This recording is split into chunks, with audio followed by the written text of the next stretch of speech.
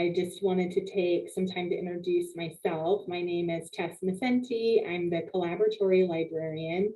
I work at both branches, serving both of our collaboratories, which are currently closed, but we've been working really hard to get everything reorganized and get some updated equipment and get things ready so that when we are able to open, we can just welcome you guys in with welcome arms.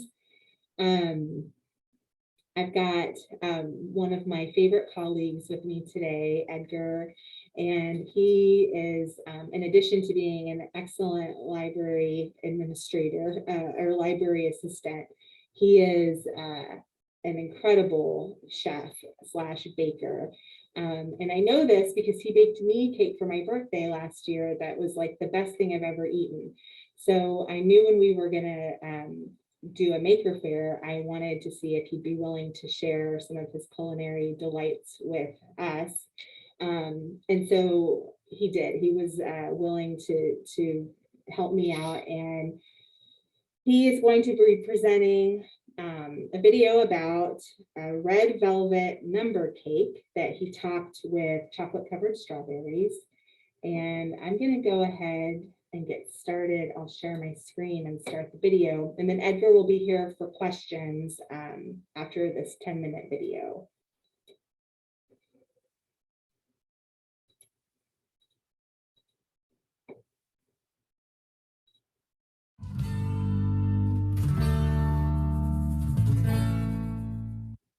I start off by mixing 4 eggs, 2 cups of vegetable oil, 2 cups of buttermilk, 2 teaspoons of vanilla extract, and 2 tablespoons of white vinegar. After that, I add 4 cups of sugar and make sure the sugar dissolves it while mixing it on my mixer.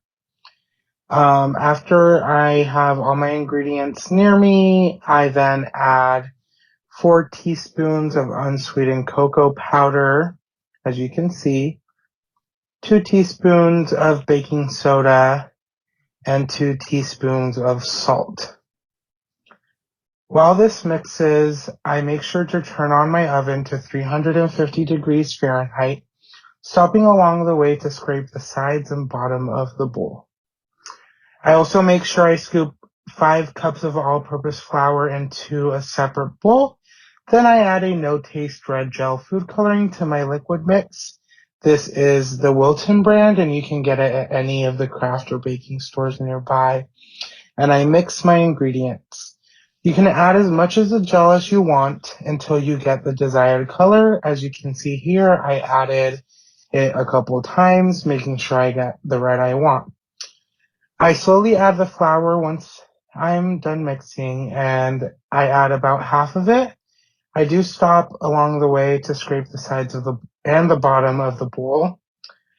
And then I add the rest and I mix it. I do then prepare my pan with parchment paper on the bottom, and I coat it with a non-stick baking spray. I pour the cake batter into the pan, and then I put it into the oven. I usually bake it for about 45 minutes. It really just depends on your oven. While my cake is baking, I will start making chocolate-covered strawberries for the decorations. I myself use white candy melt, and I microwave it. It is important to stop the microwave every few seconds to mix the chocolate. And then I use Chef Master candy color to color my chocolate after it is heated. I do like to use an extra small measuring cup to dip the strawberries, and I use regular toothpicks. I then get picture frame molds ready and fill them up with chocolate as well, making sure I tap the mold so any bubbles from the bottom can come up and be gone. And I also just keep these for pictures with edible print paper, and I did do some small roses as well for decoration. I decided to do black for my accent color, so I decided to melt chocolate. I usually melt milk chocolate and then I add black candy coloring gel, but you can use dark chocolate as well. When I decorate, I like using piping bags. I tend to lift the strawberry up, as you could see, and go side to side. This way I don't have any weird ends to the strawberries, and the lines are pretty nice, cut and clean. I had also dipped some strawberries in black colored chocolate, and I will be using the red chocolate for the accents, as you can see.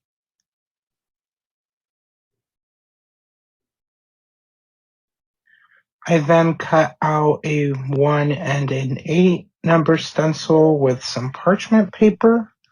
Once I flip my cake out of the pan, I place numbers on top of the cake, and using a small serrated knife, I start to cut the outline of the numbers.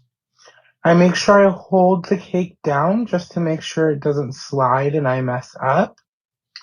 I then also start removing whatever small pieces I can, and I cut the inner circles.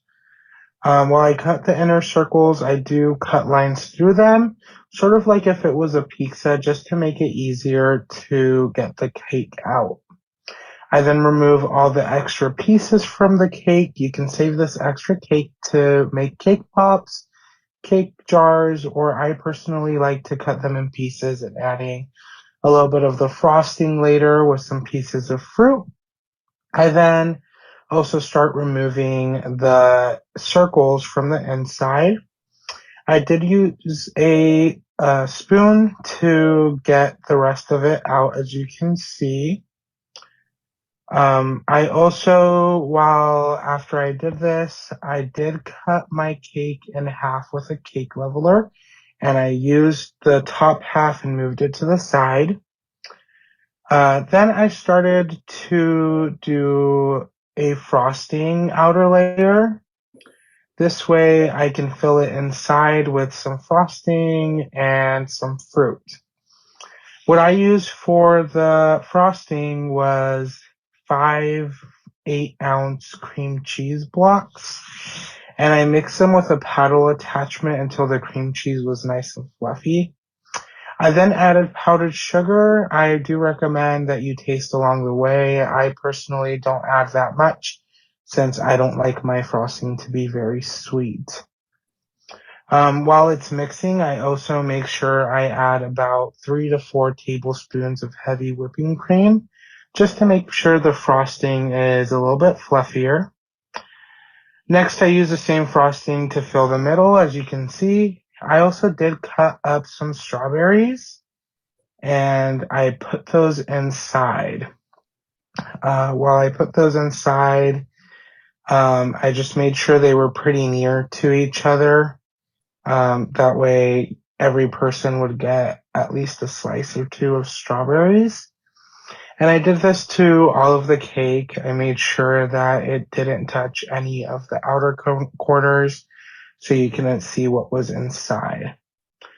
I then had also added some blueberries, as you can see in a bit. And I used a specific baking tweezer that I bought online to just place these blueberries around.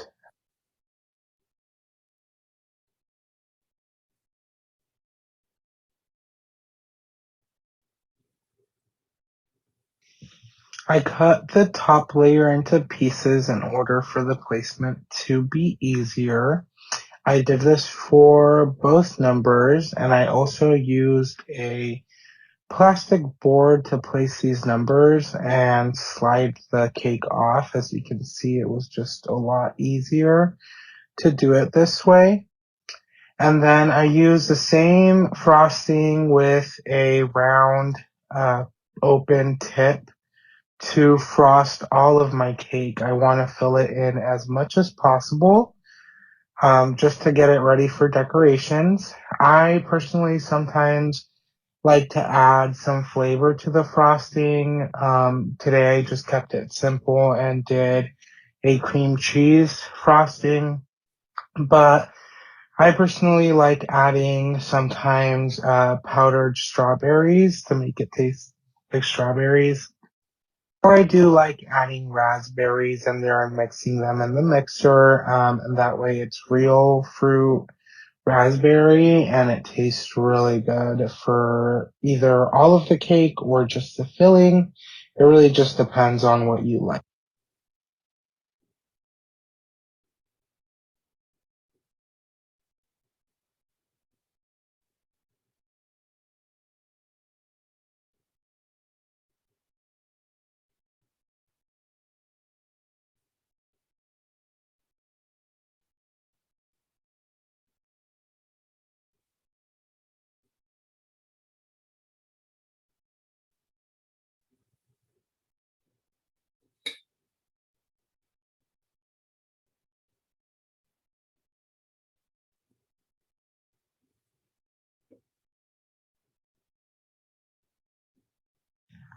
After it is all frosted, I begin to decorate it with fake roses, which I had cleaned the day before. As you can see, I did black and red, just going with my theme, and I start to add the chocolate covered strawberries. I also added some of the chocolate roses that I made. They're pretty small, so I just added them to fill up some space. As you can see, I left some spaces on the cake, but that is for the frames that we made earlier, in which I used food safe paper to add images into them, attaching them with food safe glue. You can also add any personal decorations that you want. I usually add whatever my family member or the person who I'm making the cake for likes. Thank you. Oh, that was so meditative. I love watching that icing. Let me stop this. Oh my gosh, thank you, Edgar, for sharing all of that. I do have Edgar shared his recipe, like the number of cups and scoops of things, and I'd be happy to share that in the chat. Edgar also is sharing his work email address if you have any specific questions about the ingredients, and I'm going to share that here in the chat for you. If you have any questions, feel free. You can speak up using your microphone, or you can type them into the chat.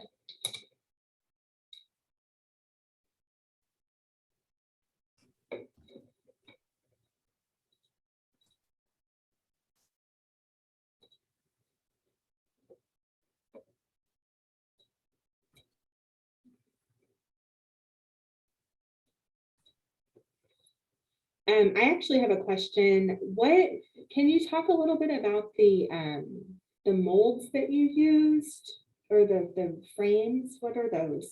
Yeah. So the molds that I use for the frames, they're actually little picture frames. And I bought them off from Etsy. They have a really vintage kind of wood frame look to them. I usually use chocolate for the mold, and what I do is I pop them out. I didn't include them in this video just because I added pictures of some people on there. But what I do is I pop them out and I color them with some gold coloring. You can use a little bit of lemon extract to make the powder liquid, and you color the frames. And I use edible paper to glue it on there with edible glue. And so it'd be a little picture frame with a picture of either a character or the person who is celebrating. It could go on there. That's amazing. I did not know that existed. Do you Yeah. have to like refrigerate the chocolate after you've set it, or does it need to, is it okay if it's just room temperature? I let it go through just room temperature. Sometimes you can refrigerate it, but if it's too cold, your chocolate will get this kind of like a wrinkly consistency, and then later on it can just look a little bit more sweaty if you do it through the refrigerator. Okay. We have a question. Where do you like to get ideas for your cake decorating? I like to get a lot of my ideas from usually Instagram. I follow a couple people on there like Chell Sweets. She actually was based over in New York, but she moved to Seattle a couple months ago. And she does some pretty cool cakes. Other than that, I just look up different ideas on Instagram and kind of just if I have someone who wants a cake, like a family member or someone, I'm just like, kind of, what do you want? They'll tell me, and then I'll look for something similar from there. I was gonna share with everyone that the Washington County catalog has a library of things at most branches, and I'm gonna just paste in our branch's library molds, so you can actually check out a mold to try this technique at home. We've got some cookie tag molds. These molds actually include cake molds, so you could pour the batter into the separate sections of the mold to create different types of cakes. But I just think that's such a cool thing that we offer, because they can get really pricey. And if you're using it for like one special event, it's sometimes can be cost prohibitive for people to get those special things, especially if you're not a dedicated baker like Edgar. Yes. Our library of things also has a stand mixer. So before, when I barely had started getting into baking, I would use the stand mixer from the library. And it's a KitchenAid stand mixer and it works really well. We also have something which is a cake decorating kit, and it has a turntable, a lot of really cool tips that you can use for frosting. And it has reusable piping bags as well. What is, I just don't really understand those tips. Is it, what can you do with them? So the tips, so if you go to the store, you know, like the borders around the cakes or the flowers that you see on the cakes and stuff like that. So there's different type of tips you use for the different type of borders. There's different type of tips that make flowers. They can make the little center of the flowers as well. There's a whole bunch of them. I think I owned about 200 different Oh type my, of tips. And I have, wow. yeah, I have a lot of multiples where I go to the store and I'm like, oh, this one looks cool, but I don't know if I have it. And then I end up taking it and I have it, but I'll just keep it in there. Yeah, anytime I try to frost, it's just so rare. I don't have any piping bags. So I just do that Ziploc or the, Yeah, the zipper top bag trick, and it is always a mess. I'm really bad at it. It ends up more on me than the cake, but in the cake. It's just because the Ziploc bags are usually a little bit more flimsy. So yeah. I usually, if I do Ziploc bags, I'll do two of them. So Oh, that's a good tip. Okay. a lot of people also, if you need just a small amount, you can grab some parchment paper. You can roll it, put a little piece of tape at the end and put some in there. I know a lot of bakers who do that when they need just a little bit of a certain color, and that's what they use instead. Do you put the tip inside of the parchment bag, or I guess you have to? It wouldn't go on the outside, right? Yeah, so there's different kinds. There's some that you can put inside. Most of them will be inside, but there's a different kind that you can kind of, there's bags that you can screw them onto. Okay. But that's a specific type of piping bag. And that's where the mess comes, is because I try to like line up that tip in the Ziploc bag, and then the frosting just comes out through that through the middle, and it's like, no, that didn't work. Yes. I also like to use just a spatula. If you have any type of spatula at home, just to kind of, you can either warm it up a little bit with some warm water and dry it off, and then just use it. It'll make your frosting a lot more smooth. Oh, I have used the warming up the thing for ice cream scoops, but I Yes. haven't thought about using it for frosting. That's brilliant. Yeah, especially when you're working with buttercream because a lot of buttercream usually dries up. And so that's a good way to get your buttercream to be a little bit smoother. Awesome. Well, I want to thank you for taking time out of your day to chat with us about baking. I've learned a lot. I'm definitely not a baker. I'm not scientific enough to get all those measurements exactly right. I'd love to invite you to take a brief anonymous poll. It helps us make sure that our events are successful. Oh, it's not going to let me do it. Never mind. It's like I think I'm logged on to too many different computers at this point. So never mind about the poll. I do hope you enjoyed yourself. And our last session for today and this 4th annual Maker Faire is at 3:30. It's the Chinese calligraphy with JoJo.